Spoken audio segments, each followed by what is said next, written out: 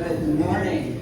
Today is Wednesday, November 12th, 2025. It's just after 10 a.m. in the morning. Thank you all for being here. Seeing that we have a quorum, I'll call to order the regular Board of Directors meeting of the Galveston Subsidence District. And if you would please join me in the pledge.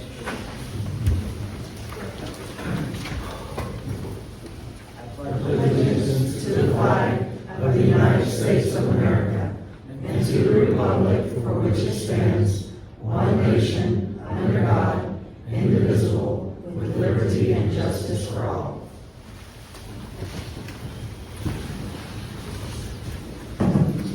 Next item on our agenda is to accept comments from members of the public, and we have a few people who have signed up to speak today.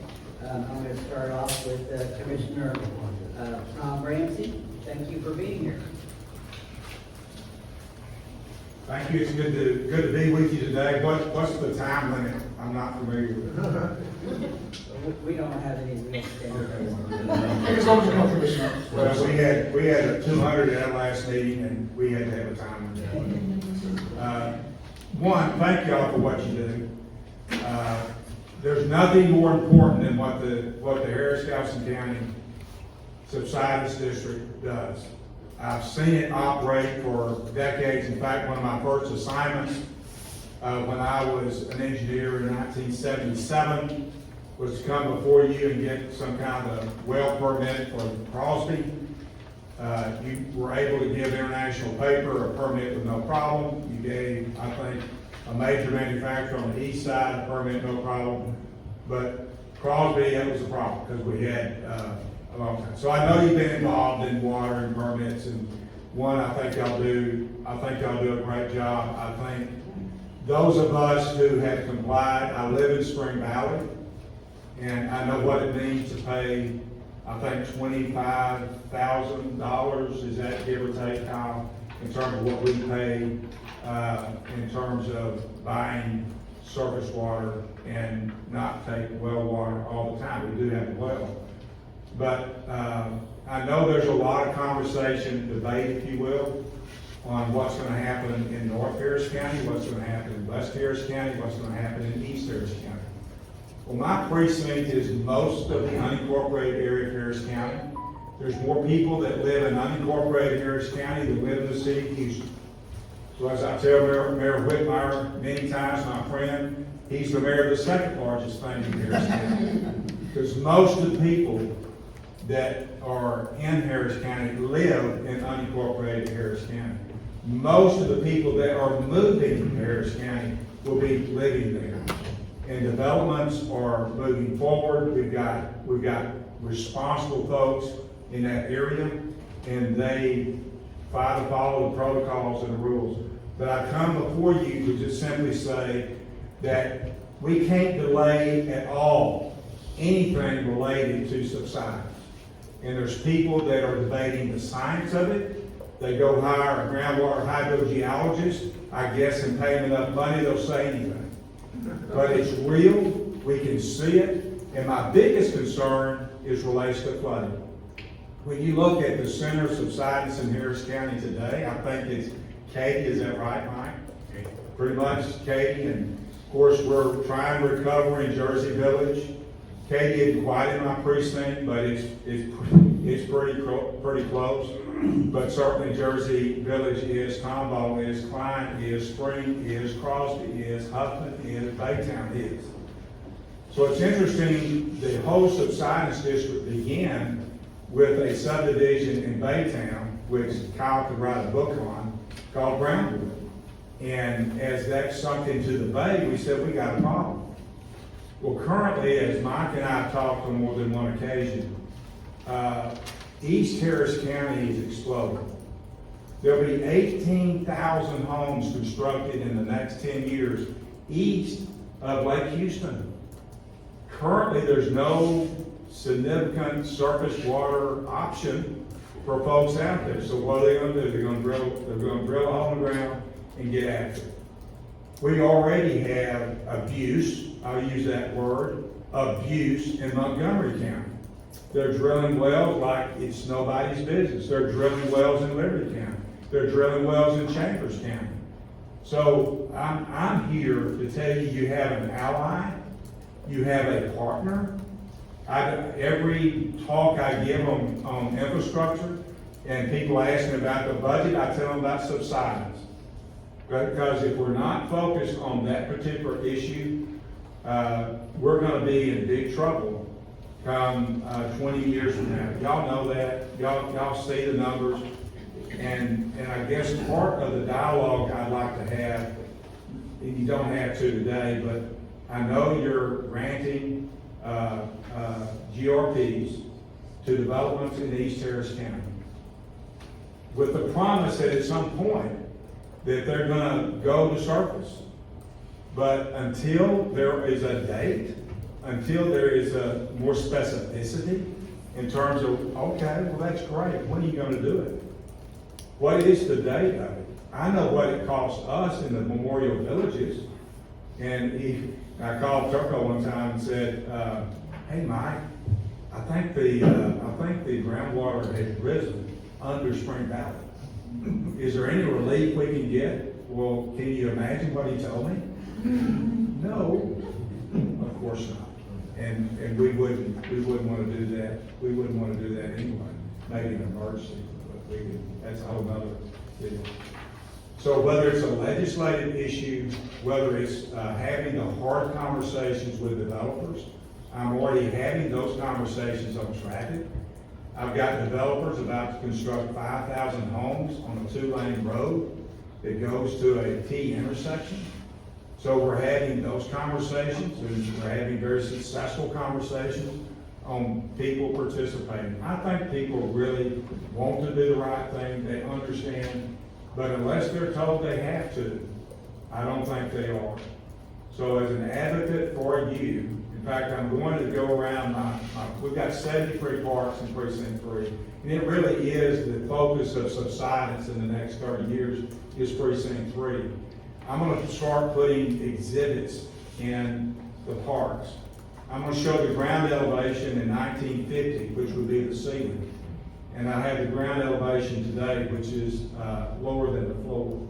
So people need to see, they need to understand. I think they would support. When we had the worst drought in Texas history from 52 to 59, the Texas legislature got after it and they built 27 reservoirs. I think maybe 1 or 2 have been since. But in the 60s, we built those reservoirs. So we have water to drink, and the mayor of Conroe can go read that. But my relatives and everybody that I know in East Texas, they pay to have reservoirs put out there so we have water to drink. And for us to be too stupid to drink surface water now when we know it's going to create a problem. So I'm just here to tell you, one, thank you for what you're doing. What you're doing is important. And I want to know what I can do to help partner with you to raise this issue, to do whatever we can to get, I guess, number one issue, Mike, is to get water on the east side, surface water on the east side. Find a partner, the people that are going to take the lead on making that happen. I'm in, and we need to make something like that happen. Again, thank you for what you're doing. Thank you for that, and thank you for discussions about Northeast Harris in the past, and then with the park thing, that's going to be a very, very exciting way for us to get the message out, not only on subsidence, but on water efficiency in general. So thank you for all that. And we have grant money for your sprinklers in your parks. Grant money for that? Okay. I like grant money. It's a match. Okay, it's a match? All right. I'm a kind of a 50-50 guy. Is that? Yeah. It's kind of a 50-50 deal. Good. All right. Thank you, Commissioner. Thank you. Absolutely, thank you very much. We very much appreciate your support, and absolutely, the east side is a very much of our focus right now. So, I know Mike has a good relationship with your office, and we will certainly be calling on you for help. Okay, thank you. Mike, we are confirmed to have discussions moving along on the legislative front that may involve making sure we get things set up there. Yeah, so we're in discussions on that. All right, thank you very much. Our next speaker is Dan Gruber.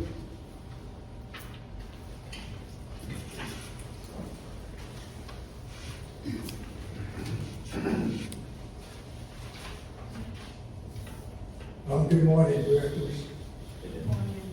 Appreciate you affording me a few minutes this morning, and thank you again for your public service in the cause of this district and its mission, which is, from my perspective, considerably more important than much of the public probably appreciates.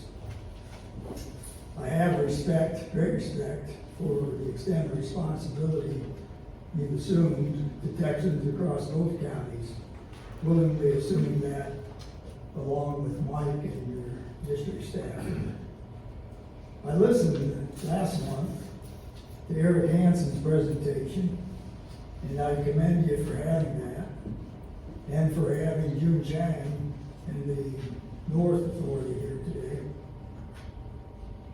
The public will not be well served without this district and the regional authorities and the city of Houston working together. And also all of you working with the two county governments and the governments of the surrounding counties. But especially with the regional authorities, your success is intertwined. You are codependent. And the public truly needs you to be successful and not quit on them or rest on perceived laurels. This district, no entity, can just regulate its way to success in an arena of rising demand. And the water authorities won't be able to regionalize their water systems simply by overcharging for water, regardless of source, even with the state offering cheap debt. So this morning I have three avenues of encouragement for you as you continue your important and good work. Firstly, continue to refine your rules on exemptions and metering and reporting. These must protect the constitutional rights of all Texans, but also support the accomplishment of your mission. If your enforcement program allows usage to not comport with your own rules, you infringe on both justice and truth, because your rules should be a matter of public necessity, not just bureaucratic convenience. Secondly, continue to advance your technical investigations and research beyond just best science. You can and should show continued technical leadership beyond the two counties that is appropriate to our regional challenge. The city should, and they could also help you, but I observe that they're not. The regional authorities will not be able to build to a secure future unless they're building the right projects, the right way, at the right time. Regionally, we are very blessed with abundant water availability, prior water resource development as well. We don't want to snatch defeat from the jaws of victory. We have to continue to be good stewards of our water resources, our capital assets, and the public treasure, regardless of source. Please consider how you might steer some of this new Prop 4 funding to offset unnecessary public debt that we've assumed for an unfunded mandate applied as a legislative solution to an area of public necessity. Thank you for your time. Thank you very much. And our next speaker is Mr. Jerry Holman.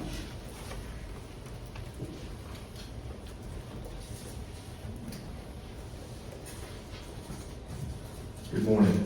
Thank you for having me here today. Thank you for your service. My name is Jerry Holman. I'm the General Manager for Harris County Freshwater Supply District 61. We were created in 1969 and have had a long-standing relationship with the Subsidence District. Our annual average usage is right at 750 million gallons per year. We represent approximately 30,000 people, and we're located right off of 1960 and 290. We are part of the North Harris County Regional Water Authority, GRP, in the 2025 conversion. We've paid approximately $40 million to date to the North Harris County Regional Water Authority. And our proposed 2026 budget is $2.6 million of funds going to the Regional Water Authority. That's after they cut their rate in half. That kind of gives you some idea of how much we pay each year. We have had no surface water in 25 years. We are scheduled to receive surface water in January of 2026.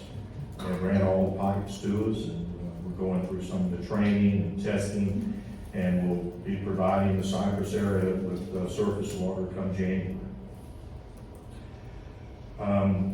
We support the Harris-Galveston Subsidence District mission and consider you our partners in this effort. We recognize your team as professionals and appreciate their efforts to educate, conserve, and to regulate with a practical, common sense approach to problem solving, to include the valuable current updated data and research you provide on a regular basis. Good stuff. I attend and speak at most all North Harris County Regional Water Authority meetings. I am very involved and knowledgeable in their affairs.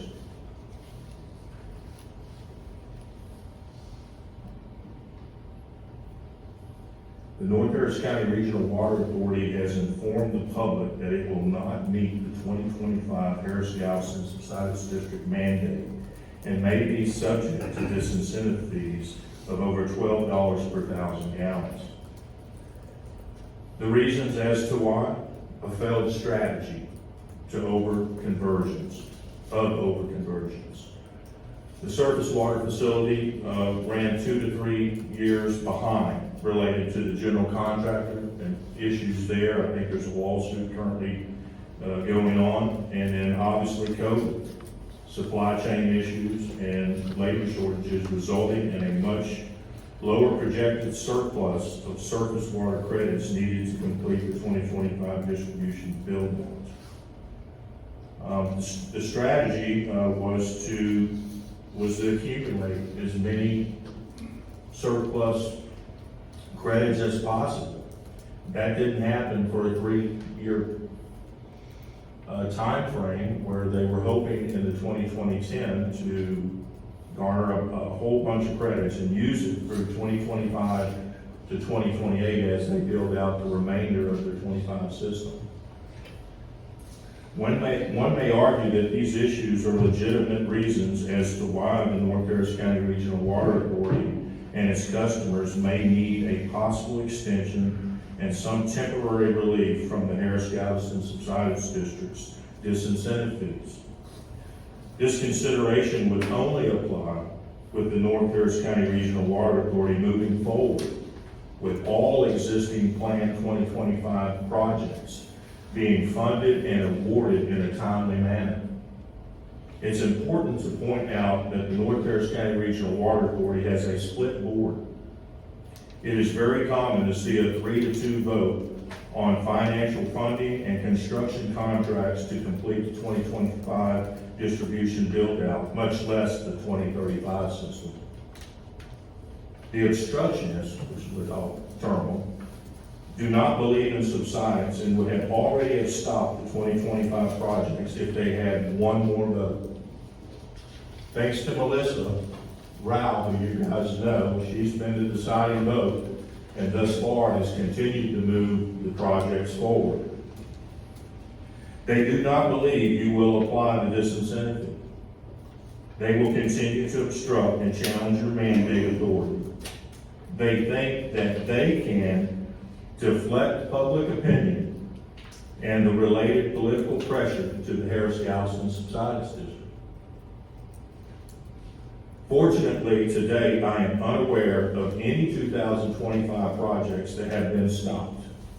They tried, they didn't have the third vote. The North Harris County Regional Water Authority has a very good staff of professionals who are led by a very capable general manager, Mr. June Chang.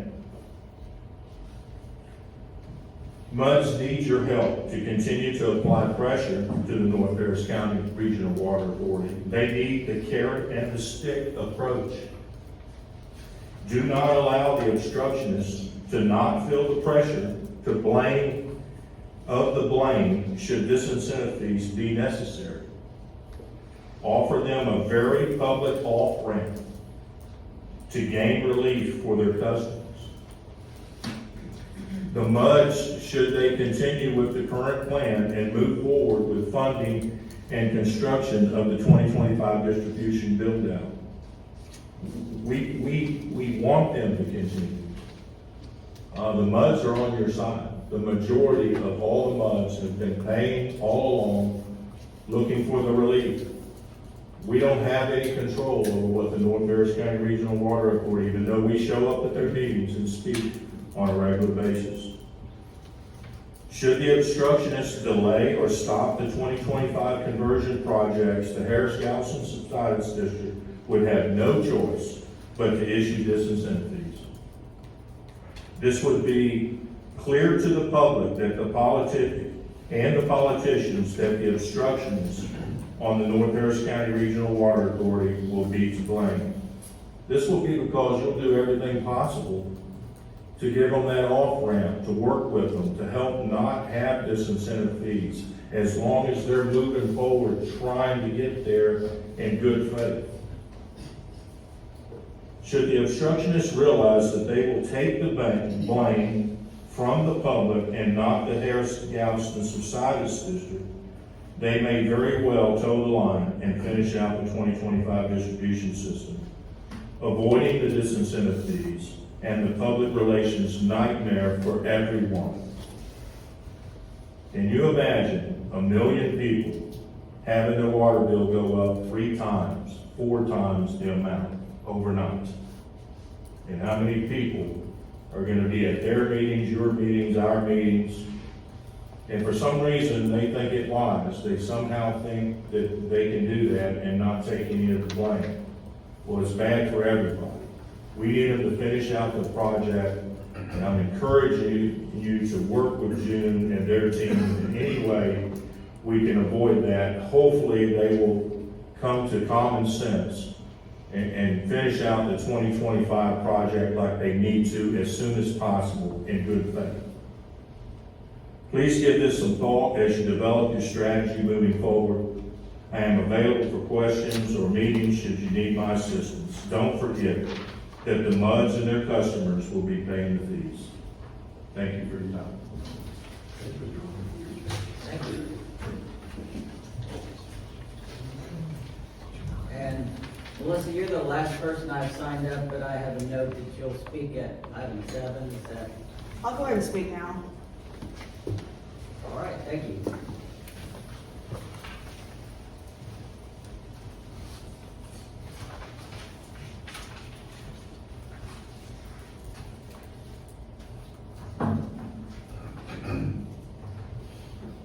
Good morning, Mr. Chairman, Mr. Turco, and District Board.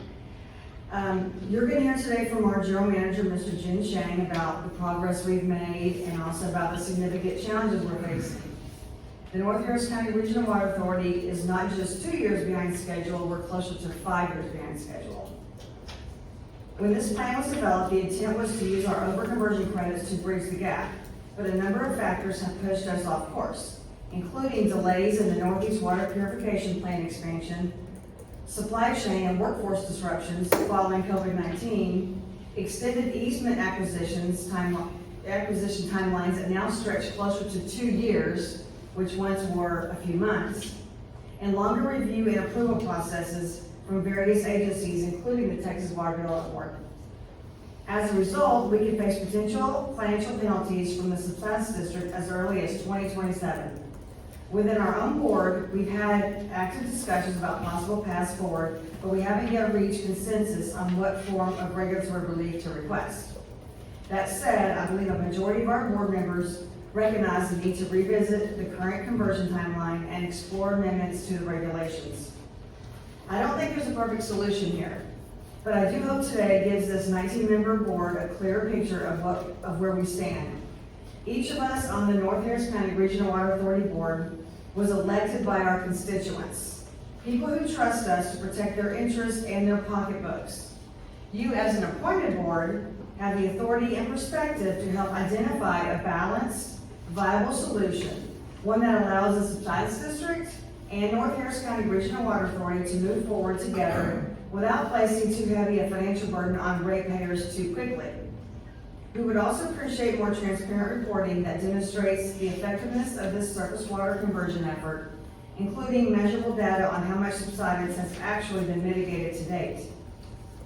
I'm gonna go off my notes and comment on some things that have been said today. Elevations in North Harris County Regional Water Authority in Area 3 are unrelated to Brownwood. Brownwood was at surface level.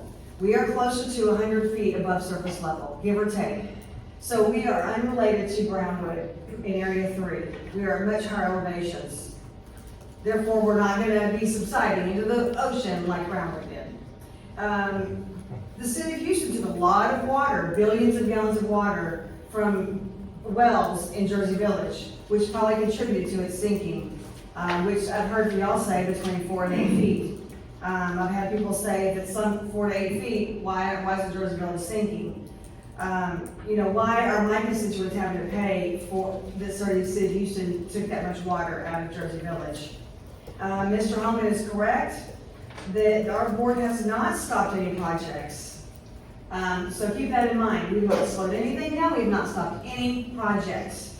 I live in Freshwater District 61, so Mr. Holman is the general manager of my water district.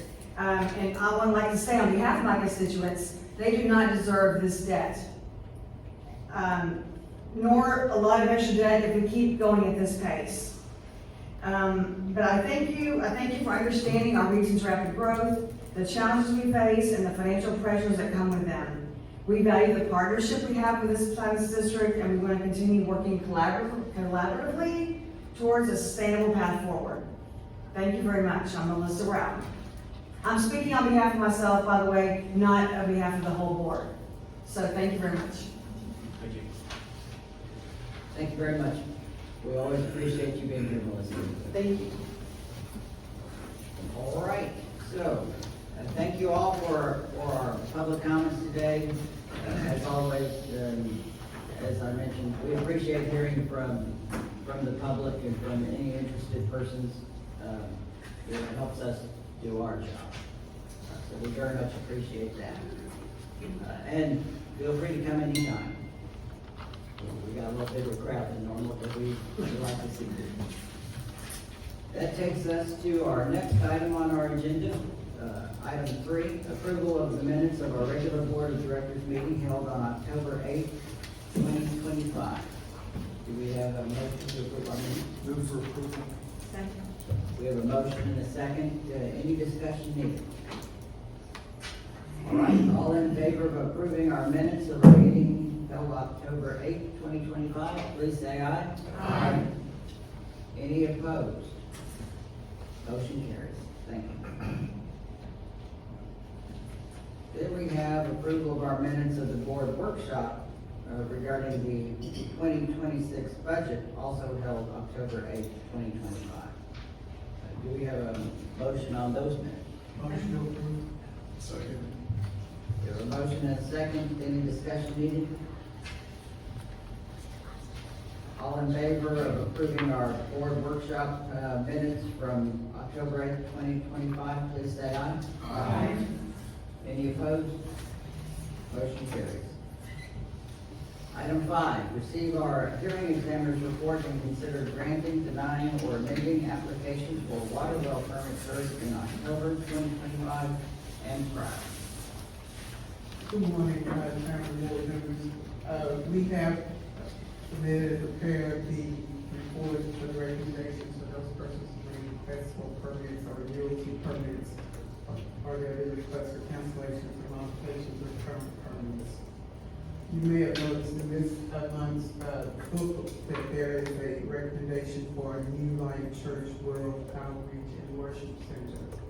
However, in last month's report, this permittee was also listed. It was listed to be continued. However, mistakenly, there was a recommendation that was also included in the book.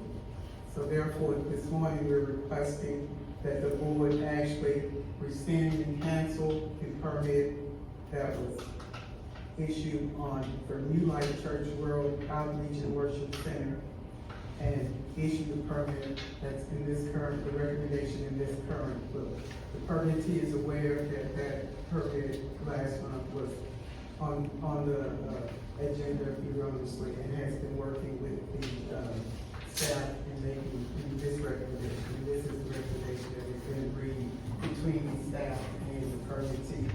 And that is that for well number 7004, in aggregate with grade group well number 7005, that the board issue a permit for this previously permitted well in the amount of $7 million.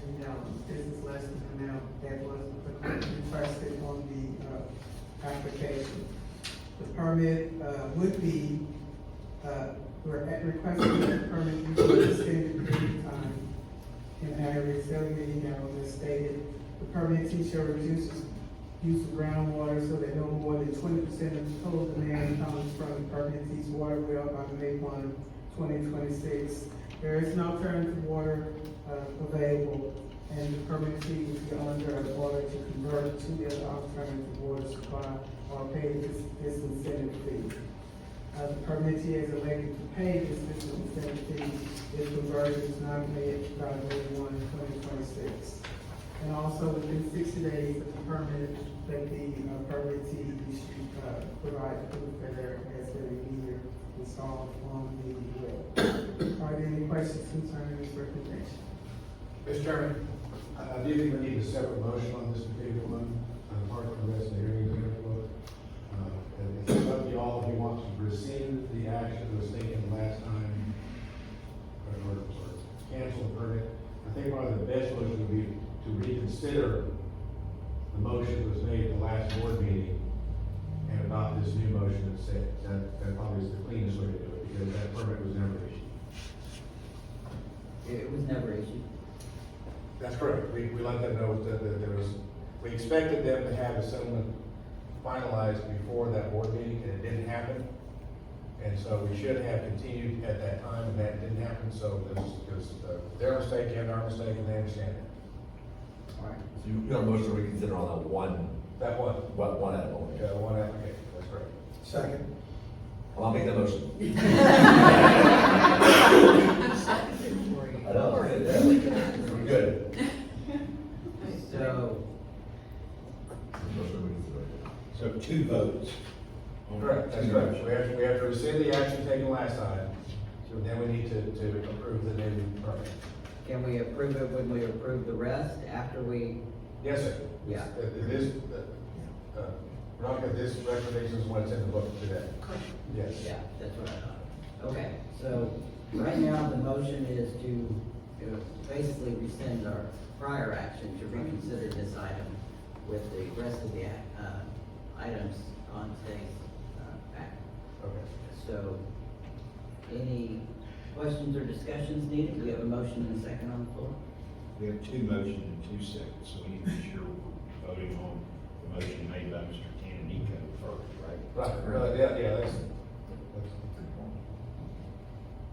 So, hearing no questions or discussion needed, I'll call for the vote on the motion that Mr. Canonico made regarding reconsidering.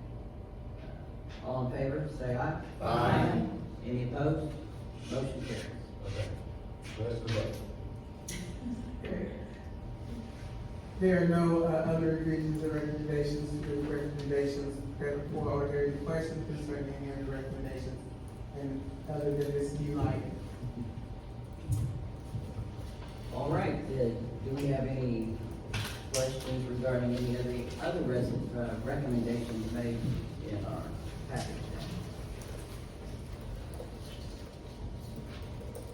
So do we have a motion yet on the recommendations as a whole? I don't think so. No, Not that I well, heard. that was Mr. Cote's motion. So that's the motion we need now. So Second. The motion is second, and I'll ask if there are any questions or further discussions needed. Does anybody need to abstain from any of the permit applications before us today? All right, hearing none, I'll call for the vote on the recommendations as presented today. All in favor, please say aye. Aye. Any opposed? Motion carries. Thank you. That takes us to item 6 on our agenda, the consideration of emergency permits reviewed by the general manager. These items are not actually items that need any action by the board, but are presented each month so that the board knows what emergency permit applications came before the general manager in the past month, and the board has an opportunity to ask questions regarding any of them. Does anybody have any questions regarding the applications for permits listed?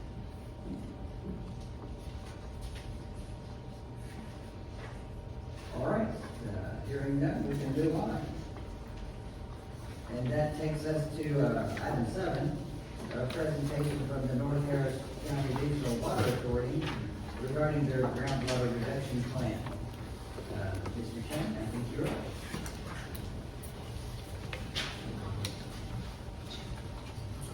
Thank you, Mr. Chair.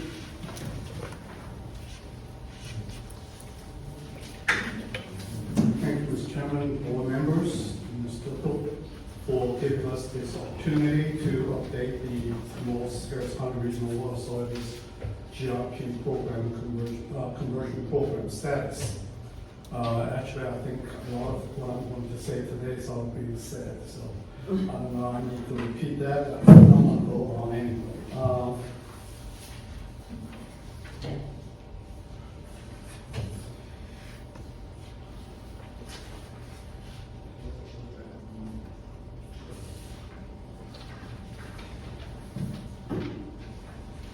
Sorry, technical.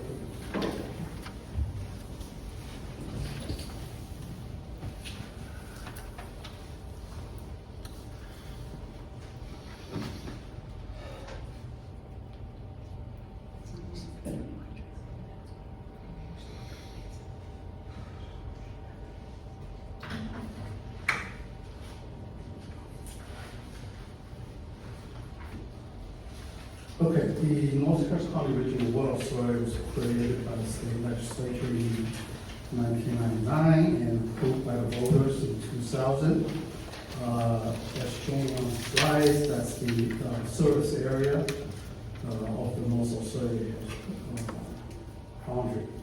And the yellow represents the current GRP participants, and you can see there's still quite a big area in the northwest part that's still not participating, mainly because they're either undeveloped or they are using exempted wells. And we have 335 square miles of areas to serve. That's a pretty big area. We're probably the second largest supply to the area-wise and the population-wise behind the city of Houston. Total population, when we first created to convert for 2010 requirements, which is 30%, we have a population of just above 600,000. And we are talking about close to 750,000 now. And we projected 20 years from now, we'll be exceeding the 1 million mark.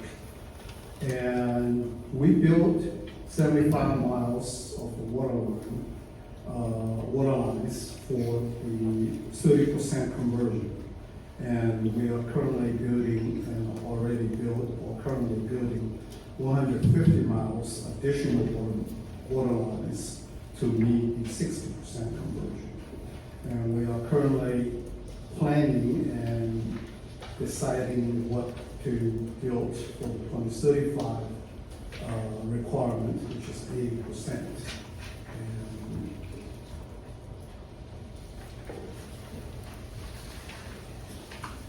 the North Harris County Regional Water Authority, from now on, just simply say NORS. The most completed the 30% mainly through a couple things. One, we negotiated with City of Houston with a contract for their capacity at their existing Northeast plant. The plant was built in 2005, and the rated capacity is 80 MGD, although the plant never produced the 80, but the authority has contracted for 31.25 million gallons out of the 80 MGD from the Northeast plant. And we also constructed 75 miles of the lines, including the joint project with the city to build a water line along Greens Road to convey the water from the Northeast plant all the way to the North Harris County Regional Water Authority boundary. And we built a plan that's called the Shingle Regional Pump Station to repressurize and supply the mud districts. And those lines on the map shows what we have built for the 30% conversion. And for the 2035 requirement, 60% conversion requirement, the authority started that effort immediately after the 2010 conversion goal has been met. We started that immediately, and we have spent approximately just under $2 billion for the project towards the conversion effort. And that including several major regional projects. And you probably already heard that from the last month's West presentation, the Bruce Bayou project, convey the surface water, raw surface water from Livingston to Lake Houston, the expansion of the Northeast Plant project, which the North Authority has the largest share among all parties. We have 35.3% and way above any other participants. We also participated with the city to build the transmission line from the plant all the way to our meter station. And those are what we call the regional projects that consist of most of the $2 billion mentioned earlier. And then after that, we constructed a new pump station called the Randall Regional Pump Station, and the transmission lines from our meter station all the way to the north. That's a 84-inch line along mostly Bellway 8, all the way to the new pump station, which is located at the corner of Bellway 8 and 249. And we have converted so far 69 what we call water receiving facilities. And those are the plants at the mud districts. We will put surface water into their tank in order for them to supply surface water to their customers. And we are actively working towards the completion of the 60% conversion. We still have 80 additional water receiving facilities to go to, and the estimated remaining date for completing all those projects is currently estimated about 2030, the year of 2030. And we still have about $1 billion to finance to complete those projects.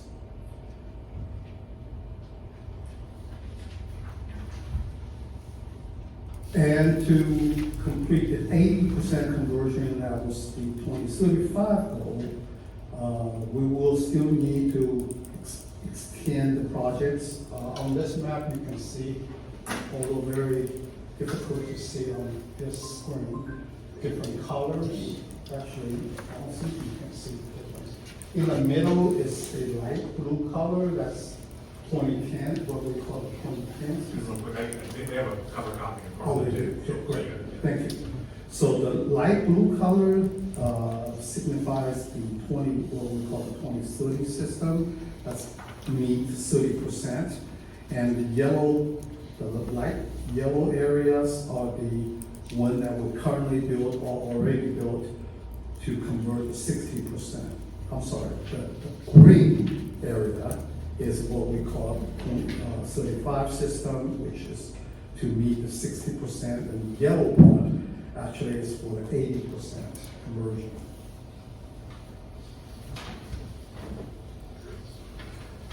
So you may have a question why I mentioned a completion date for 60% conversion will be completed in 2030, not 2025.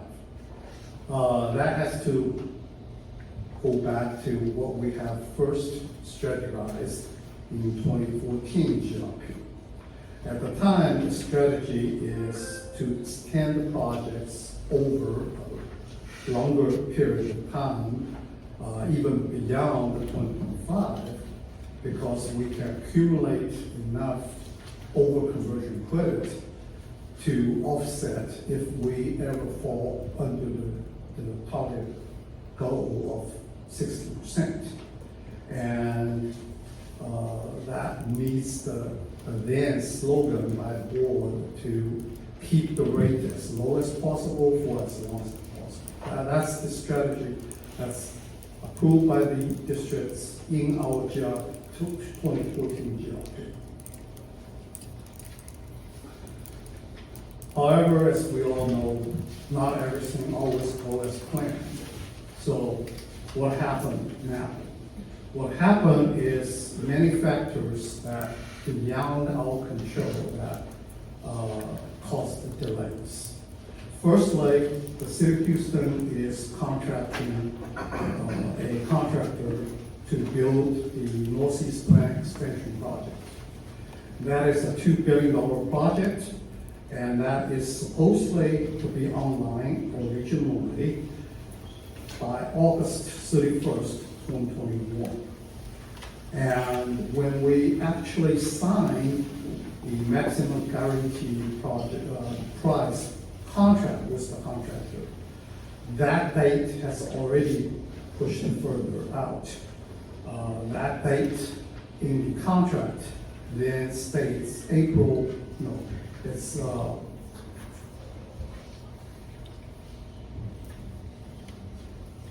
August, it's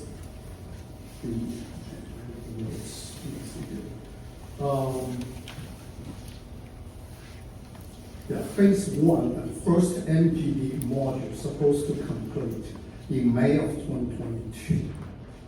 And that phase one is not completed until August 16th of 2023. So essentially 2 years of delay. And that 2 years, we anticipated to accumulate a lot of OCC.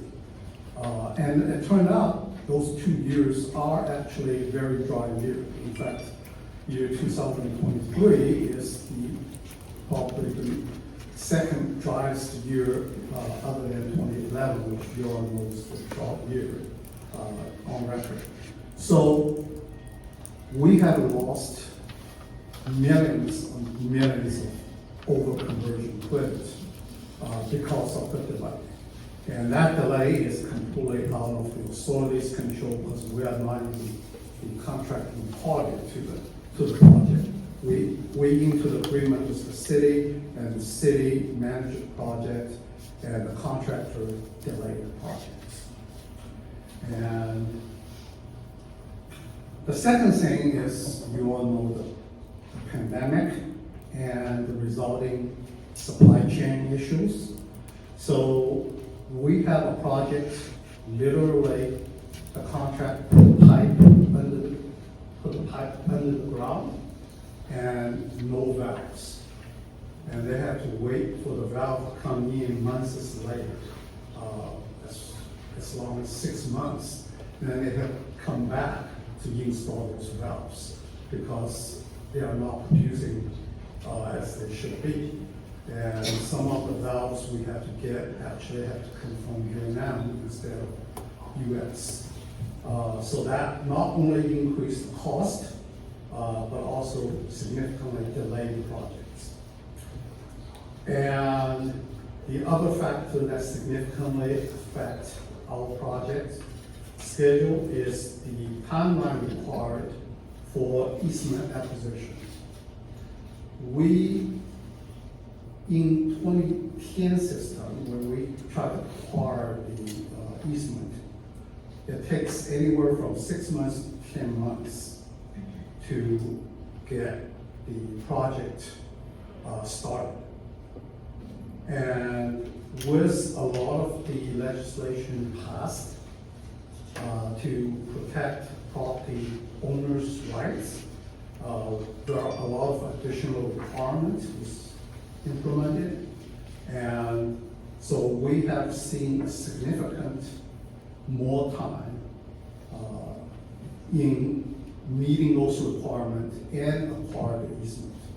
So our average we have now is about 27 months.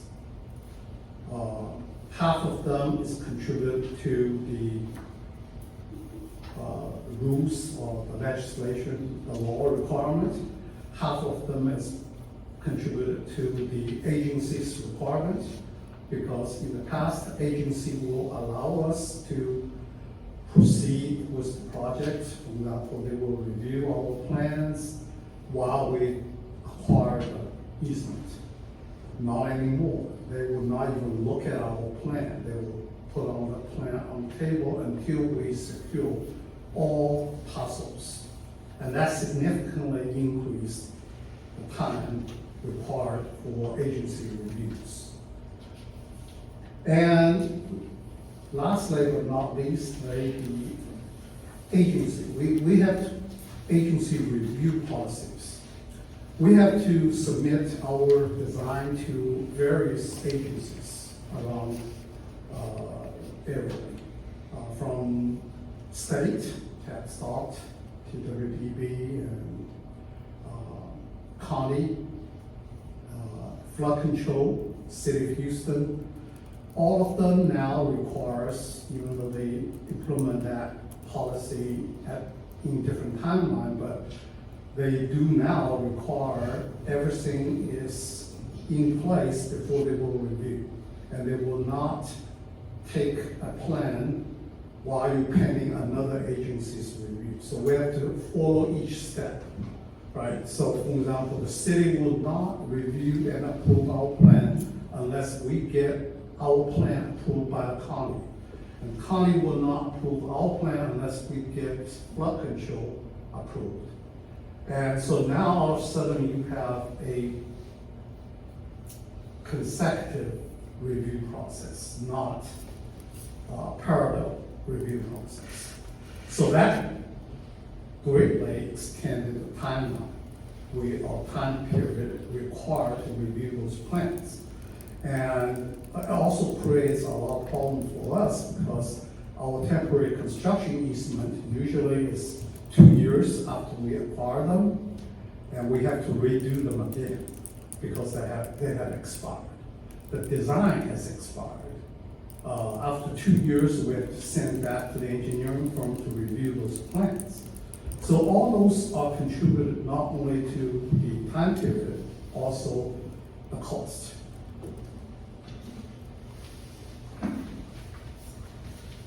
So what happened when that delay cost we lost millions of over-conversion credit? This is a summary chart that my consultant put together for me, and the original chart shows the yellow line that accumulates the OCC will actually cover any 2025 requirement until we get to this 2035 requirement.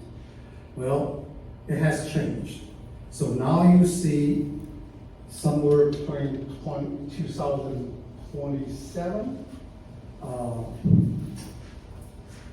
we may have a problem.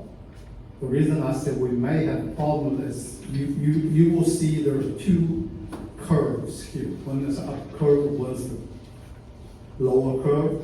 The up curve indicates if we moving all the projects along as planned, and we are under a normal weather conditions, and we are the demand increase due to population growth or area growth for business are as we projected, then we may be able to meet the requirement.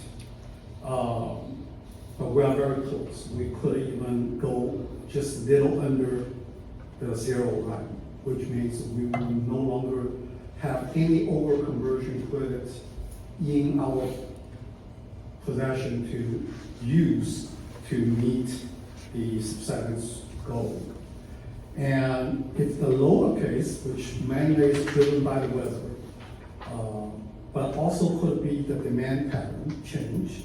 If we have some big firms to decide to move their manufacturing facility to the most areas, then we could face significant disincentive for those years we are not meeting the goals. So roughly, what that translates is that we could, in a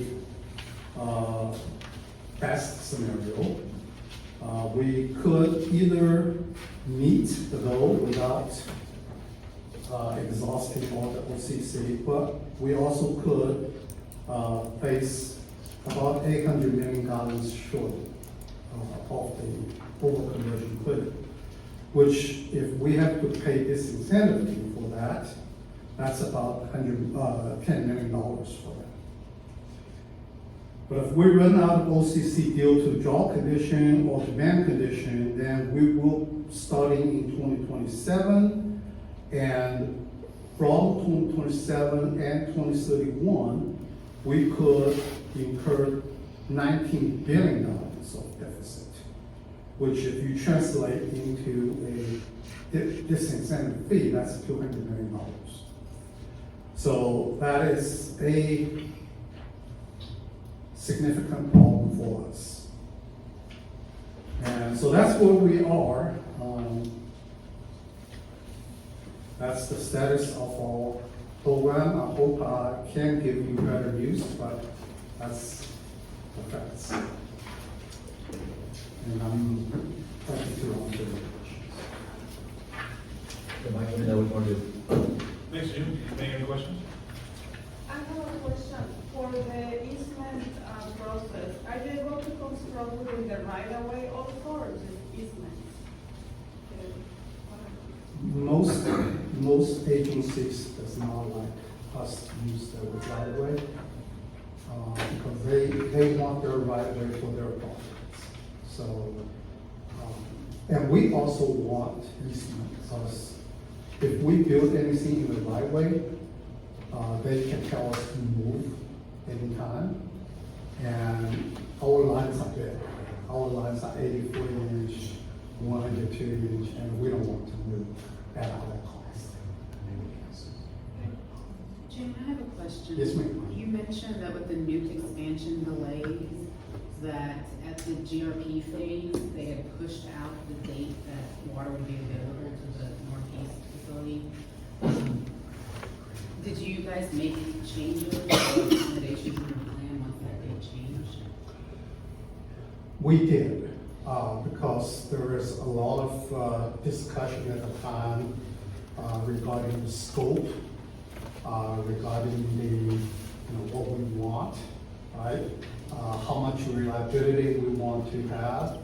So you may know the price originally when we received the proposal is $895 million, and by the time we signed the GMP, is 1.9 billion, so more than double the cost. So I'll give you an example of what mainly changed. The proposal is for a 320 million gallon rated plant. At the time we signed the contract to build under the GMP contract, it is a 320 reliable capacity, which essentially means we need to build a 426 million gallon plant. So yes, we did change a lot of things. Gino was laughing, that was my exact comment, because I may have signed a document that said $895 million on that, so, It's to blame. yeah, we were good at 895. That was the question I have for you guys. The decisions made on the Northeast plant, you could have chosen the path to go with a lower cost plant at the end of the day, of which you guys were 35%. So you guys made some decisions with your partners to go to the $1.9 billion number. We did. That you do have the economic cost for, but you thought there was better value in the product at the end of the day. So that was a choice North Harris County made as the leading percentage partner in Northeast plant. Is that correct? That's correct, Okay. and we do not regret that decision. I We think still believe a better plant and more reliable plant is needed. Perfect. I 100% agree. Just make sure everyone understands that there were cost value discussions along this whole way, all Absolutely. where you ended today. Yeah. Second question I have is, my understanding is you guys can use educational credits. We do not have any. My understanding is you guys could purchase and participate in a program the district has, such as educational credits that are a way reduced cost than to go to disincentives. We could, but Okay. that's not my decision. I understand, but I just want to comment that there's a much cheaper way to solve some of the options moving forward than just to go to disincentives. All right. The other thing, I was going to say, my position on this with all the authorities, I like to have whatever rules we put in place be acceptable for everybody in the district. So whatever comes in, I want to partner and work through all these things, but along with the fact that everybody has those same opportunities to use the rules to meet the end goal of subsidence, to help out flooding and all the other issues we're having, especially given the hotspots of subsidence, which is in the maps on that. So we're here to partner with you on those. I did want to comment that the educational credit solution was meant to handle situations such as delays in construction or easements or other stuff to help give people financially viable alternatives to go do that. And I think it's certainly a play you all can certainly look at, and it's much cheaper than any other option on that. I just want to bring that up as comments on that. Thank you. Yeah. So isn't that something like 40 cents versus? 47 cents a thousand gallons, yes. So I mean, it's a huge difference in reduced price if you do that. Have you run those numbers just to see, how it would turn out if you used the conservation credits?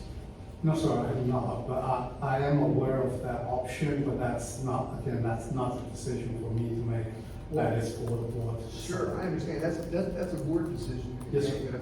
They might appreciate that information. I don't know how much of that gets passed on down to them. At the time that the option was presented, and when the option was presented, the response from the board was no. So that's the last I can remember. So why are the over-conversion credits running out? That's a highly technical term, I realize, but are they expiring? No, over-conversion credits are immortal, and they can be used for 100% of your total water demand, they never expire. They just, I think what's being conveyed here is that they did not earn as much as they thought, as they're going to need based on that projection from their consultants to get to where they need to get. So you have to earn them, if you can't earn them, you don't get them.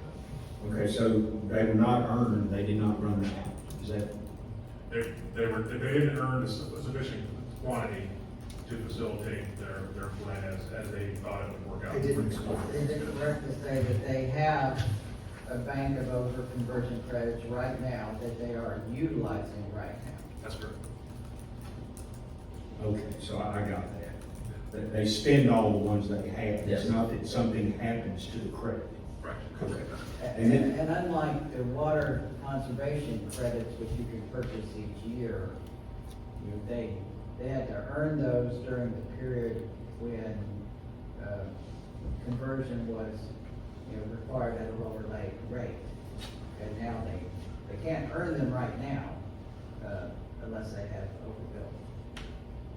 And then a comment was made when you mentioned, extend projects over years to keep rates low, and that somehow the district participated in that, or that was part of our involvement with this GRP? So the district was not involved in the development of any of the GRPs, but ultimately the district approved their GRP, with that approach. Right, but it wasn't something we, It wasn't our, I wasn't here We then, but I'm mandated pretty sure it it. wasn't our idea, it was the idea of and again, that's something that can be changed. I mean, they control their rates, we don't control their the, rates. that's correct. Thank you for the presentation. Yes, sir. So I have a question. So in terms of not meeting the conversion level, is the issue right now that there's not enough surface water available at the northeast plant? No, sir. So the issue right now is there's not enough distribution There's capacity? not enough distribution system. We did not convert enough mud districts. Potentially. Well, we just can't finish them in time to meet the 2025 goal.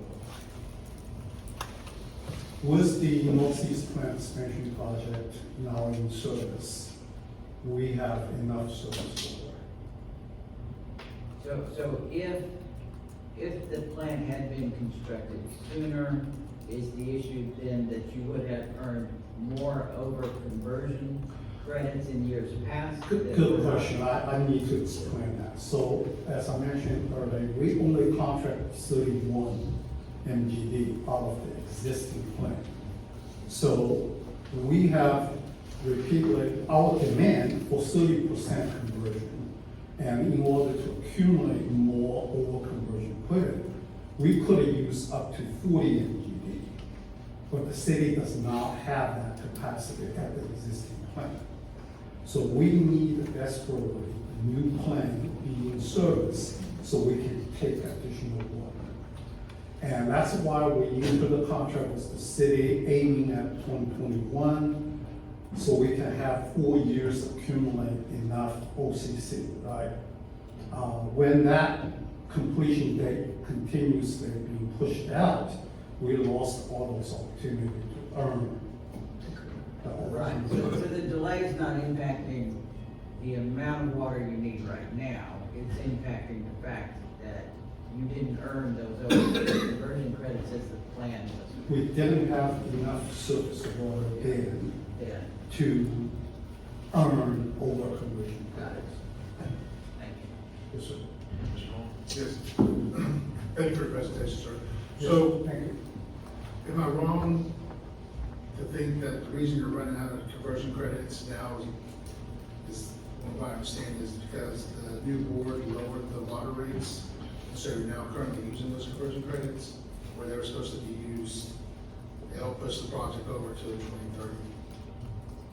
Did you say it's because the board lowered the price? Yes. No, sir. The rate has nothing to do with the project status. The rate is just the financial status. Is the financing part. The project, as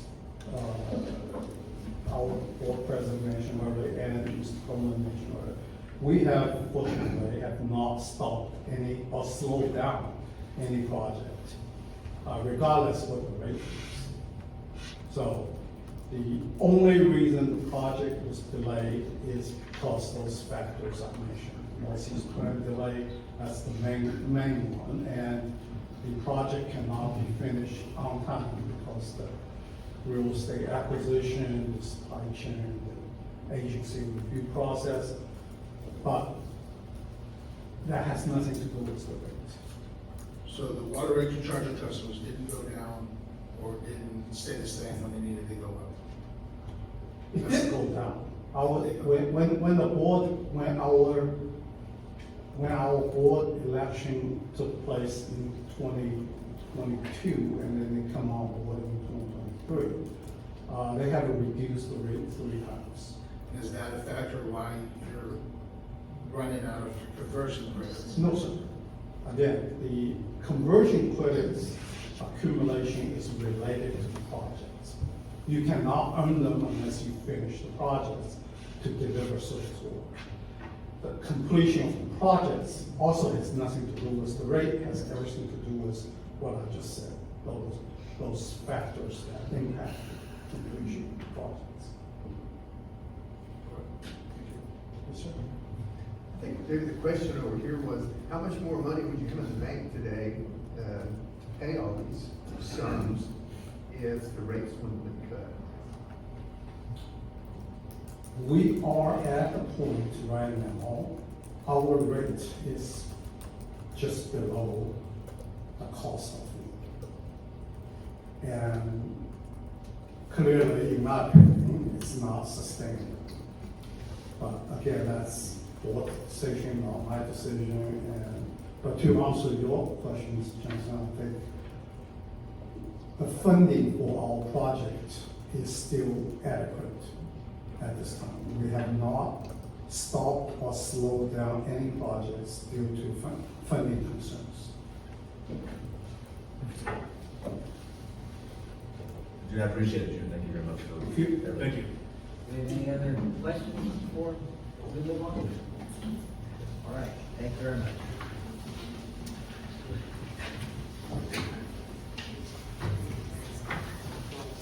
That will take us to, item 8 on our agenda. Consider a resolution adopting a budget for the Galveston Subsidence District for the period beginning January 1, 2026 and ending December 31st, 2026. Do we have a motion for that? On behalf of the Finance Committee, we would like to recommend the approval of this budget. The Finance Committee voted unanimously to present this to board members. Second that. We have a motion and a second. Do we have any questions regarding the 2026 budget? I'll ask my annual question, any material differences in the budget from what we discussed at the workshop? There is not. I will say that I did make some adjustments on the water conservation side that account for some things that are on the agenda today. There was a typo in the one that was presented. At this incentive fee, I know. At this incentive fee at $12.42, and I put $12.52 in beginning January 1, 2026. Other than that, the other changes were not.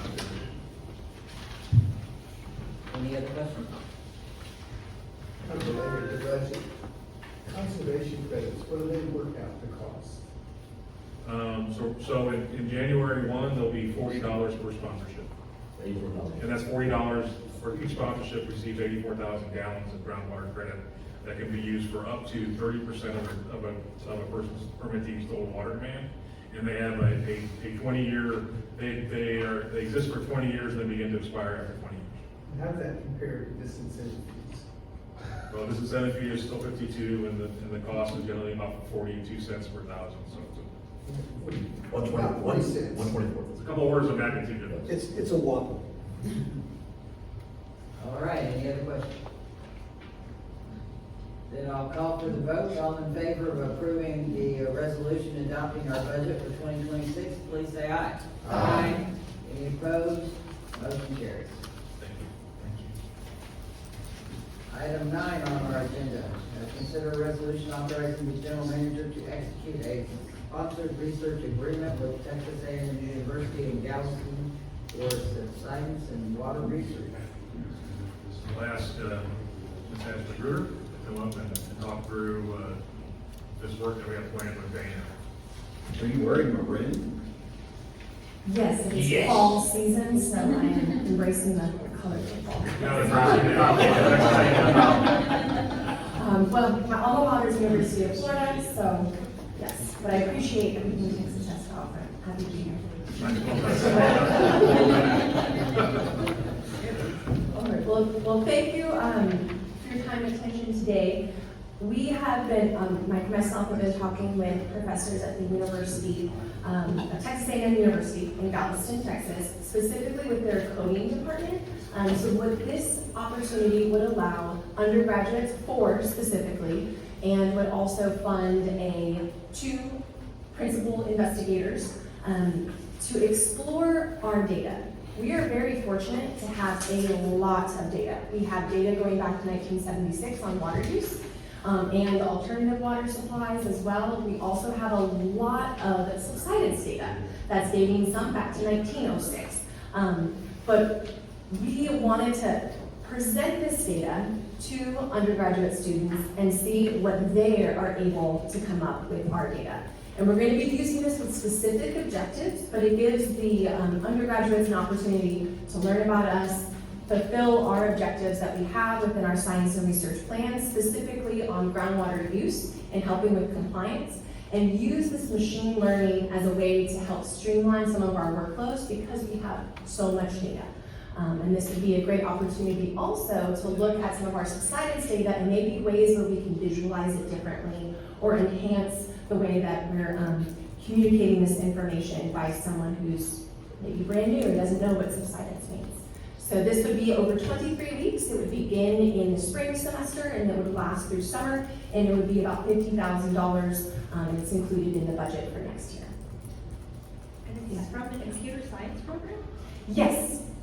So they're going to be taking our data and using machine learning to be able to have different workflows. Yes. Thank you. Yes, sure. Principal point of contact today. Pardon? Who is your principal point of contact today? Yes, so the PI is going to be Marion Zaki, and then the co-PI is Alpaslan. I apologize, I forgot his last name. But his first name is Alpaslan. Two things, we're funding out science research. Yes, sir. And when are we gonna go over to that great university in Central Texas? With the burnt orange to get one of their principal investigators. Let's hope we go color. We're gonna try to get every other college in Texas. That's the end talk first. Just gonna, people. Noted for future plans. We do have University of Nebraska on next month, right? Oh, stop, so moved.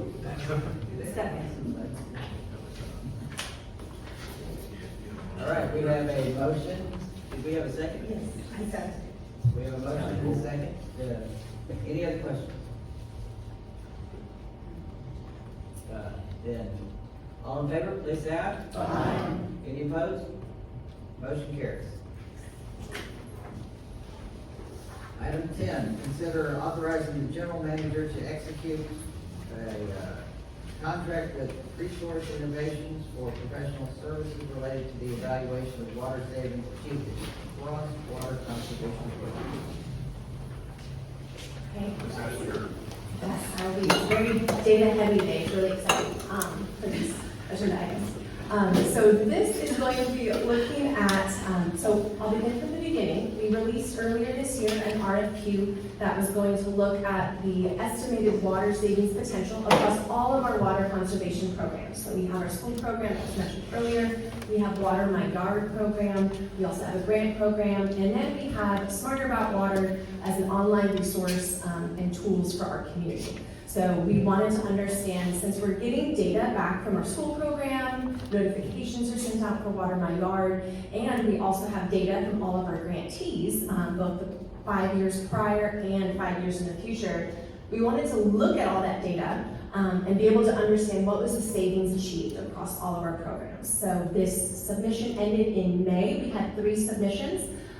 We recommended the Resource Innovations to the Water Conservation Committee back in August, which was unanimously approved, and that's what we're presenting here today. And their goal is to be able to estimate the savings across all of our programs for about $156,000. It's about 7 months, with the kickoff to happen in January and end in July, and all of this would come from the Water Conservation Fund and is included in the budget. Is that something, so the committee unanimously approved to recommend this to the board at this meeting. And then the other thing I wanted to mention, that we did this like this in the past, but it was only focused on the education program, if I remember right. And since that time, we've added Smarter About Water, Water My Yard, and the grant program. So it seemed like a good opportunity for us to get another bite at that, take a look at it with the whole program, in one piece. So, Yeah, And then absolutely. what are we gonna do with the data when we get the data? When we have the data, great question. So I think the first step is to understand what our savings are, and then maybe we can highlight other opportunities. So for example, the grant program. We have a lot of data. We've had AMI grants in the past, and now that we're starting to get data, maybe we could even push the bar further and be able to understand how much water savings was achieved through something that's not really more about water efficiency and may not have some of those behavioral changes that can be quantified. So I think this kind of opens the door to kind of understand what should we have, and then it can help us deciding where we want to continue to move. And so we'll be able to say, okay, on this project, this much water was saved, and here's how much money we, the district, put in it, here's how much money we and the grantee put in, and decide ultimately we want to do that again? Is that part of what we'd be looking at? We could, that's more like an economic piece. We're looking at like strictly like water savings, for example, in this. So what they tend to do is have surveys to understand, okay, is this successful? Should we, maybe expand upon other things? Or we can use this data and then go into some more economic piece. But the goal right now is just how much should we save from this, and then we can use that to decide where to move forward. Right, I mean, we have the financial piece. Certainly We we don't need do. anybody to tell us what that is, because we know what we invested. So we can do some of that calculus on our side. Yes. I think the big thing for us on this one is that we get an idea of what the potential conservation is from all these different programs. We know right now that when you sponsor the program, you get 84,000 gallons of credit in that program. But also, what is the level of implementation? I mean, I think we're going to get information on implementation and how important that is, and how does that factor how much through conservation we get. I think we'll get more details on that. That'll help us provide some guidance for future programs and future programs. Do we have any estimate of what we think we might result as far as conservation from the project? Yes, so with our school program, because we send out kits, we also have these surveys that students are able, and assessments and quizzes that they're able to use to understand implementation rates, as Mike was mentioning, for those kits. So we do have an estimation across our school program. We have some sort of idea from our grant program, because we do within our final report ask them, okay, what was the quantifiable or measured savings that you achieved with this project? And we do ask for their water use, both 5 years prior and then 5 years in the future. So we do have some of that, but I think this would give us a chance to get more into the numbers than staff has been able to achieve. Yeah, just to add on to that, the Frontier Report, which was that first study that was done, 2013, 2014, it was. I want to say 2015? I concur. That one, I think, estimated that for just the school program at the time, with the components of the school program then and all the pieces of it, I want to say the number there was about 100,000 gallons per student in the program, which is very comparable to the 84,000 gallons we put out for our credit. So I think, in that standpoint, the kits have changed since then, so the curriculum's a little bit different, so getting those numbers trued up would be good.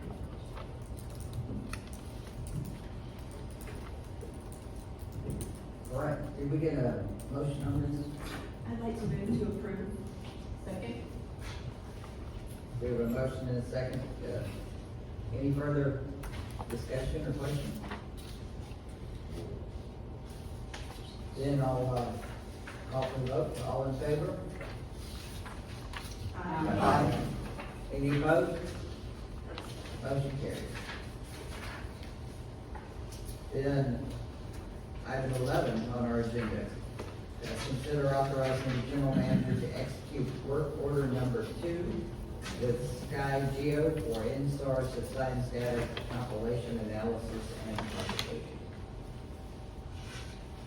Thank you. This is our last one on our research and data heavy agenda items. We have, staff of the district has worked with Sky Geo. So they are an international company with offices in the United States. They actually helped us with our INSAR map that we released with our annual groundwater report. Just really exciting, this is the first time that's been included, and it's a way for us to look at what's happening in between our monitoring stations. So we have over 100 GPS stations spread across our counties and some adjacent counties, but this helps us look in between what the land service is doing in between those stations. Because they did a really great job of doing this data set for us, we would like to continue this. It would be $72,000 for about 1 year. They would give us quarterly updates from INSAR, which we can use from a monitoring standpoint to identify areas or maybe local phenomenon that we want to explore further. And it would also give us some GIS integration within our own enterprise GIS. Originally, they were one of the ones that had submitted on an RFQ last year, but they proposed a proprietary software. But they have a great technical expertise that would be using our data for both calibration of INSAR processing and verification.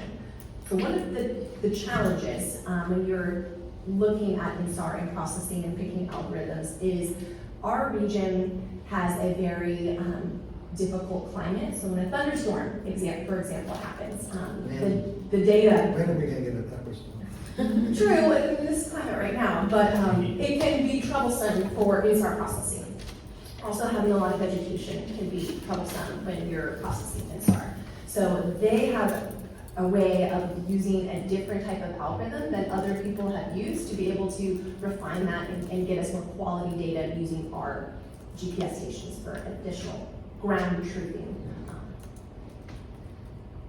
And I could go on if you like, but I can leave it at that. Science and research fund? Yes, sir, yes. So this is included within the budget for next year. So moved. All right, we have a motion and a second. Any other questions or discussion needed? Then all in favor, please say aye. Aye. Any opposed? Motion carries. Thank you, Ashley. Thank you. Thank you, Ashley. You earned your salary. All right, that takes us to item 12, general manager's report. Mike, what do you have? Well, I just wanted to mention, we're getting towards the end of the year, so a lot of times towards the end of the year, I get the opportunity to go teach a class at U of H. This past, I think it was last week actually, I got to go out and talk to a graduate geophysics class. I think there were a few more folks in there that are actually in the class, and we ended up having a full room. But it was great to be able to be out in front of the students and give them things about the Subsidence District, about subsidence, and a lot of them don't really know much about that, so it was a great time, and certainly got a lot of great questions. And it's interesting to me, every time I get the opportunity to do that, I always learn something in the process. So it's a great, they always ask questions that they're very thoughtful. I got some great questions this time around, and it was great to hear that many of them are keeping their ear to the ground, but I had one ask about, hey, I heard that there was a new application for a seawater desal plant down there. I was like, well, yes, there was. Let's talk about that. So that was good. That was good. So anyway, I had an opportunity to do that. And as far as the other things in the team report, I was mentioned that we continue with our outreach, both on the science and research side and on water conservation. We're continuing to follow and work to get monthly posts out there on Smarter About Water related to water efficiency. And I just want to remind everybody that Smarter About Water really is intended to be a tool for everyone to be able to not only refer to, but use. Whether it be a residential or business or city or mud district, there's things on there for everybody, and a lot of good information about how to be more efficient with our water supply as we move. And we've talked about this a lot of times in this room. As we move further down the road in population growth and the development of alternative water supplies, getting efficient with our water supplies and really looking at demand as one of those knobs that we can truly turn to make sure every drop of water gets to where it needs to get to is really important. So we continue to push that, and with that, I'll be happy to answer any questions. So I have a question on the North Harris County presentation. Can you put that PowerPoint back up, Ron? And I'm looking for the service area, or maybe we use. Yeah, you got These it. are right. So wasn't sure I was tracking, the gray area, what is, So the colored area are, the way I understand this slide, are GRP participants. So they're actually, they are using groundwater to a level that has gotten them into their GRP as a participant. If you're in the gray area there, that's typically unincorporated areas, although HMW does exist up there in some places.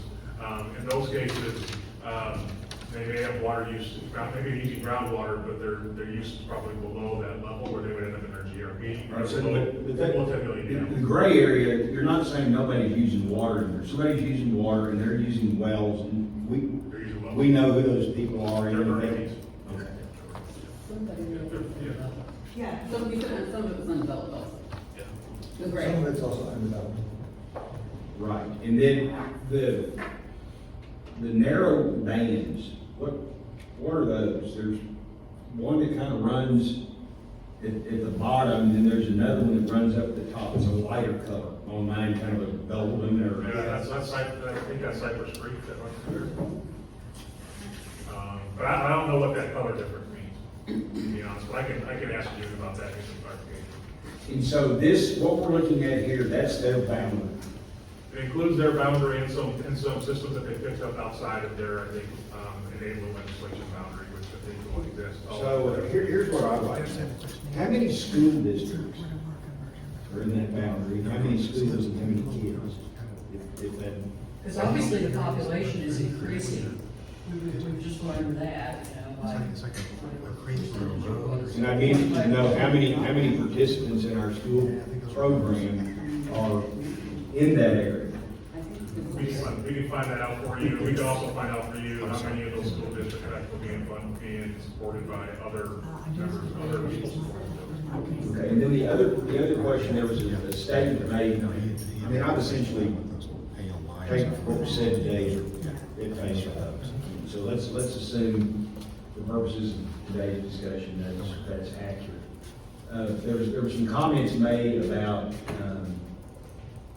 increased demand, both as to the residential side and as to, I'll just say, the business side.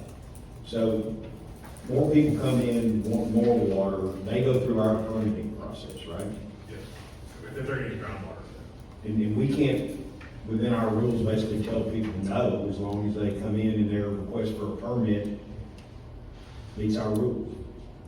Yeah, with the requirement of law that they have to follow the regulatory plan. So if their water use, they're in an area, so for example, if they're in an area where they don't have alternative water available, and their use exceeds more than 10 million gallons per year, then they follow the regulatory plan, then they're at 20% groundwater for, and 80% alternative. And so are they in the north GRP at that point? Is this big, massive aggregate permit thing? It is a big aggregate permit, but I'll explain the process. So when we get it, and I don't know, Veronica, feel free to chime in if I'm not doing this exactly correct, okay? So, when we get a request for an application for a permit, for a new permit, they tell us how much their total water demand is going to be. If they're in the North Authority area, if they're going to be, if they don't have alternative water available, then we reach out to the north and say, do you want this person in your GRP or not? They tell us whether or not they're going to accept them or not. If they're accepted into the GRP, then they're moved into the GRP during that first permit term. If they're not accepted, then they're required to go on their own and follow regulatory plan on their own. Okay, so what's the process by which the north would say, yes, we'll take you, no, we won't? And how does that impact this discussion that we had today? That's a decision on their side. I mean, they run the numbers on their side, they determine whether or not they have the free board inside of their aggregate permit, and they know additional groundwater use or not. And then they're, typically what happens is they have a set allocation on their permit. So if it's a small user, typically that's a number really, really small in comparison to their total aggregate permit. But if they have a big user, like I think they mentioned the possibility of a large manufacturing company coming in that area. I mean, if we're talking about a large amount of water, that would be a completely different discussion than an auto shop well or something like that. But they have the right to say, no, sorry, you're asking for more water than That we have the ability to 100% get that it? it's their city. I mean, it depends on what their legislation says, whether or not they have to add them or not.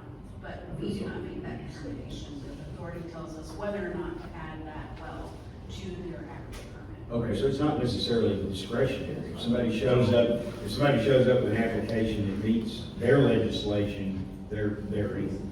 They have to follow their legislation. They have to have their own legislative enabling legislation that gives them requirements. Correct. And determine that they have, if somebody meets the requirements, then they have to take them in. You can ask them that Okay, question. all right. I'm not going to So, is the North the only authority that doesn't participate in the conservation program credits? I would say that I think historically, we have had the Central participate historically. I don't know if they're currently participating. No? But the Central's not in that same situation. Right. But the West was a participant for a long time, cities have been a participant for a long time. How often do we go to their board to explain the program and benefits? Well, it's been explained to their staff on numerous occasions. Okay. And it's been explained to people on their board in one-on-one meetings. And we have a lot of information available on it, on our website, so I don't think it's a foreign concept. Okay. But Well, I'm thinking part for the public education, I mean, would it make sense to kind of I'll get say rid of- part of the history though with the North was that for many years, they had their own water conservation education program. Okay. And in fact, they had, I think they had a person dedicated to that. They had what they called their trailer that they would take around to schools. And they had their own little workbooks that they would give out. So some of the reticence with past boards was that they were already doing their own water conservation, so they shouldn't have a need to participate with us. So I'm thinking that was in the past and is no longer, is that your understanding? So I don't have intimate knowledge of that. Melissa, you probably know a lot more than I do. But my understanding is they no longer have their trailer at least, and to what extent they have their own internal programs, I'm not sure. Yeah, but I think it's their choice. No, clearly. 100%. I think there's tools where they learn to do this, to get the most economic solution out of it to solve their immediate solution. So it's really, I think we're giving them tools. They gotta choose by tools. And that's a tool that can be used to get around the Oh. incentive fees. That's the whole reason, well, I shouldn't say the whole reason. Well, we have built into our rules, little safeguards, checks and, not checks and balances, but, ways to manage, kind of the difficulties in big projects, that we recognize. Overconversion credits was one of the tools, and the conservation credits is another one of the tools. And we actually, I mean, you mentioned overconversion credits, we actually changed our rules a few years ago to allow for overconversion credits to be transferred. So that was another option that was given. From another entity? From another entity within Area 3, so they can. Same area, that's same, some restrictions on that. And then each MUD in that area could participate in the school program. Can they get their credits to the north? So, yeah, they can do whatever they want with their credits. Of course, there's probably a process involved with that, but once a credit, when someone, I say someone, because it can be anybody, it doesn't be a permittee. When there's when a sponsor sponsors the program, they actually literally get a bond that says you have this many gallons of credit. And then essentially whoever holds that bond owns it. It's a bearer bond. It's a bearer bond, and they turn them in, people turn them in for their permit, and in times when they have to deal with things that they couldn't account for. That happens. The vast majority of credits are used for that sole purpose, to have over here as a little bit of an insurance policy versus things that you can't foresee. People bank them just like they had banked the overconversion credit, to use them for, situations in the future that may happen. And I can tell you with the West, and I don't think they have this program now. Leah's gone, so can't ask her, but at one time, if I was a MUD in the West Authority, and I participated and got my 84,000 gallons a kid credit, I could sell that to the West Authority. They would pay cost, so they would pay the same thing that I paid as the money. And they would take that because they were building up their bank.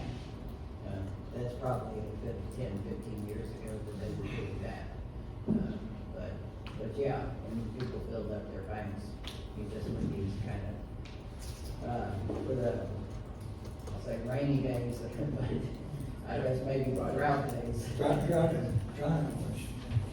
Are we afraid that the conservation credits would preclude the cost of it or override the cost of implementation for the, I mean, you know, at some point, they could just keep buying the credits for 40 cents a thousand and then. Right, and one of the. That's not a huge impact. No, that's an incredibly astute observation. And one of those things that when you have a program like that, that can be used by everybody in the same way, there is the potential for it to be used not as a rainy day or an insurance, but as a water management strategy. We haven't seen that done to an appreciable level. We do have a few out there that use credits regularly. And there's reasons why they need to do that. But remember that the credit program and honestly even the GRP process are things that the board has created to make it easier for folks to be compliant with the regulatory plan. They're not required by statute. They're not required for us to do. So you have the ability, if we see that being a problem, to modify the program. Up to this point, we haven't seen that need yet, but it's something we keep an eye on very closely. Thank you. The board must keep an eye on all of that, and then that's our responsibility not to let those programs go crazy. Yeah. Right, because water management strategy has guardrail on it. You can only use so many credits for so much percentage. It's not just cash them in and pay my whole bill. That's right. Education. That's right. And the reason why the OCCs are 100% is because the technical side of that is that you've earned an over-conversion credit because you haven't put as much stress on the aquifer at that location. So the thought was you get all that back because you didn't put that stress on. And the reason why when we said if you transfer those OCCs to somebody else, that all changes because now you're taking that benefit and using the credit in a place where we already have a detriment, right? So now instead of being able to use it for 100% of your total water demand, you can only use it for 10. And from it being immortal, you have to use it in 12 months. So those were this example of a guardrail that we put on to make sure that they don't get abused. Thank you. I have a question about the service area. You know, I don't go outside the loop. And the new Apple Serve facility on North Fairbanks Road, will that fall within the service area? The north-south Beltway 8. It is south of Beltway 8. It's 8702 Fairbanks. The big hole in the middle is the old NRG plant. Okay. So I get to go compare where that's right next to 249. Okay. Do the map on, I think, The white one? the big white middle line, Yeah. that's the old NRG facility. Okay. The other one, I mean, then, no, never mind. All right. So I think it's close. It's close. Yeah. So is North Harris, is there an ask or a request to suspend our fees until they get? They haven't asked anything yet. They haven't given that. Just kind of like. They're compliant with their current permit, and they're in the process of renewing their permit right now, so we're not expecting there to be anything, we're not expecting it out of compliance. They have been notified that they're going to be out of compliance moving forward. Yeah, I think it's in 2027 for release. Potentially. Potentially. All right. Any other questions for Mike? Thank you. I did have one question.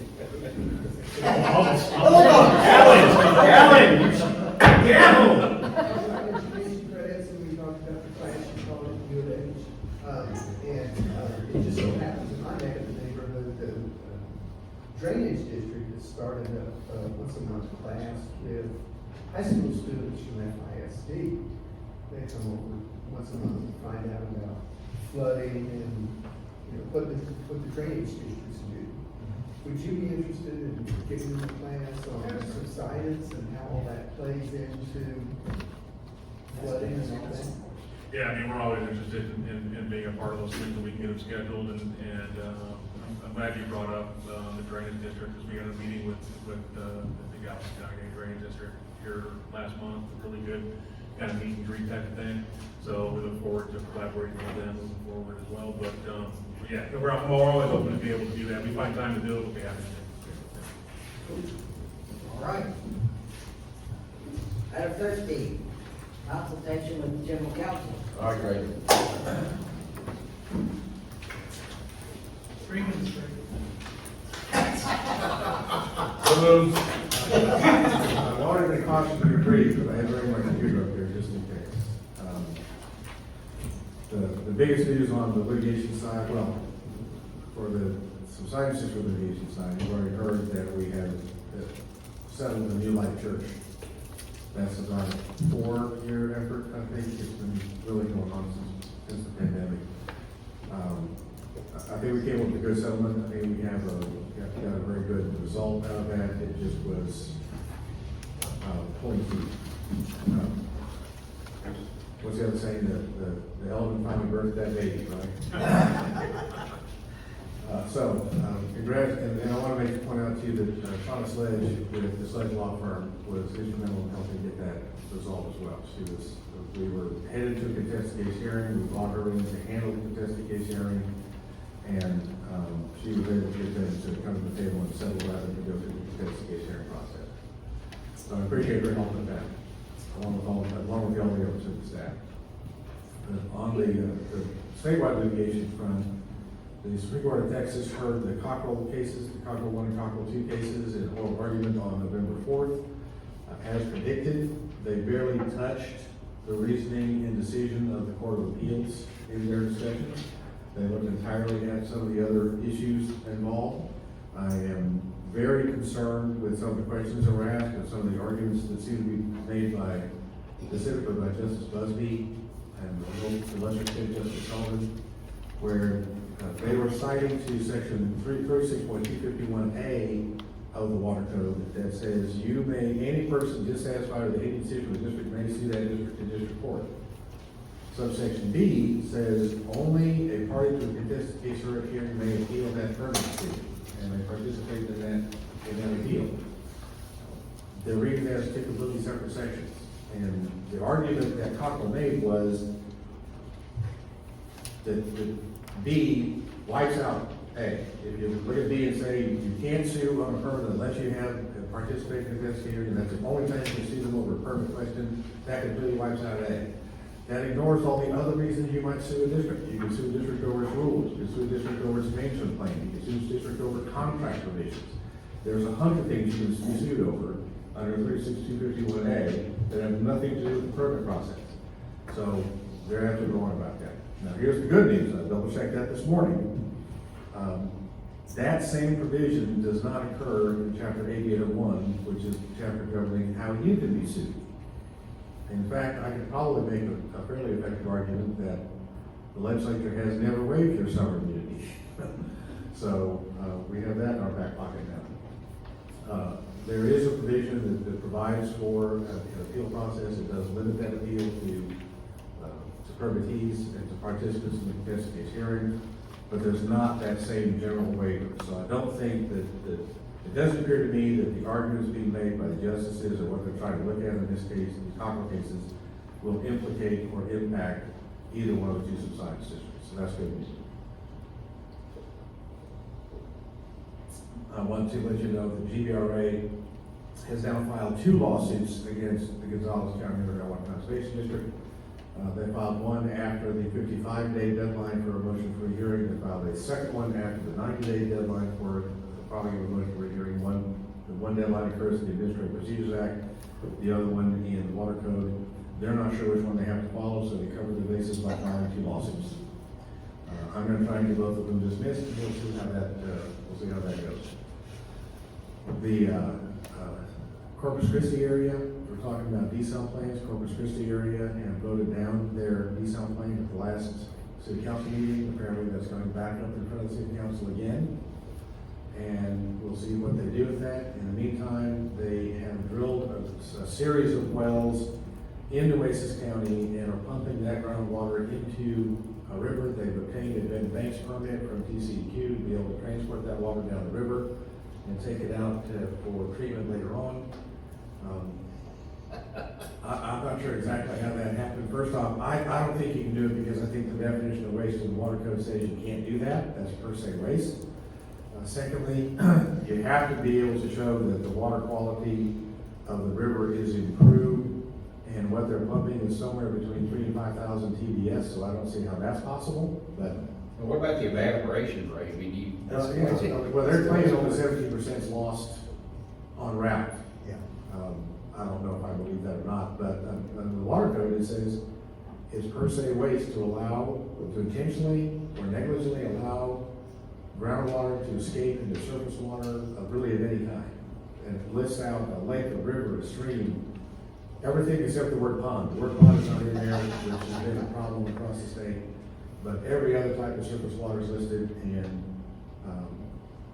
I think if somebody has to wherever to file a lawsuit against Corpus Christi saying you have to stop doing that, they're gonna have to stop doing that. They're also looking at buying the Evangeline project permits in San Patricio County, which they have about 24,000 acre feet of water permitted, although they don't have, right now, they don't have a customer for that, and Corpus Christi is looking at buying the entire permit.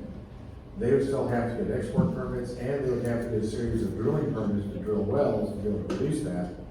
The good news on that project is all of that water would be put into their pipeline that comes from Lake Corpus Christi into the city.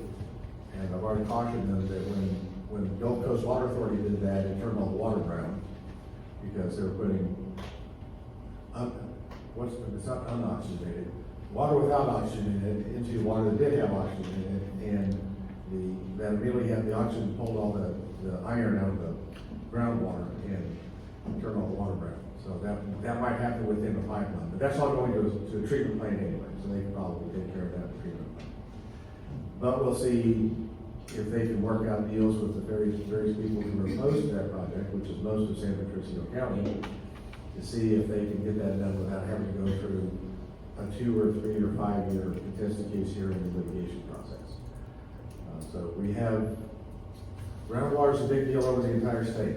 We have these types of export projects, big projects, data centers going in. They're going to have huge amounts of groundwater, other types of big amounts of groundwater, and it's becoming more and more important. And for that, as a result of that, groundwater is going to be a major topic of discussion during this next legislative session. I think it's going to be the biggest groundwater session that we've ever seen, and I don't have any idea what they're going to do. We've already seen bills filed in the special sessions to do things like repeal and remove capture, which the attorneys will know. We're going to have a bunch of lawsuits. I think we're still going to have the same problem we had in 1904, that I can't necessarily prove that it was your pumping that caused this well to go dry. Or what we're supposed to do about that when it happens is that, will this result in some sort of oil and gas type unitization where I get to pump your well dry, but in exchange I have to give you a check? When in oil and gas, that's probably okay. Once all the oil and gas is gone from beneath my property, I still have property I can use. If all the water's gone from my property, I've got nothing. So, I don't think that's a proper resolution to it. So, the other thing I think that we may see, and this could impact the subsidence districts as well, is the possibility of expanded authority for the GMAs, up to and including making the GMA the groundwater conservation district and the NPA responsible for issuing permits. So I think everything on the table. We have not seen any interim charges yet from either the lieutenant governor or the speaker. When those come out, we'll have a better idea of where the chairman of those committees and where the leadership wants to go with those groundwater regulations and statutes. But we'll have to pay close attention during the room and very close attention during the session. I'll stop there. We have another meeting we have to go to for Galveston Subsidence District shortly, so I'll be happy to answer any questions. Any questions? Greg? All right, thank you very much. I have I almost have a transcript of the Shreveport hearing again. You can also see it on YouTube if you want to continue that interview. It's about 45 minutes of questions and answers from people on that day grandma law. Thanks, Richard. Thank you. All right. Item 14 is our executive session, but don't believe we have any today. So that concludes our business. Thank you all for being here.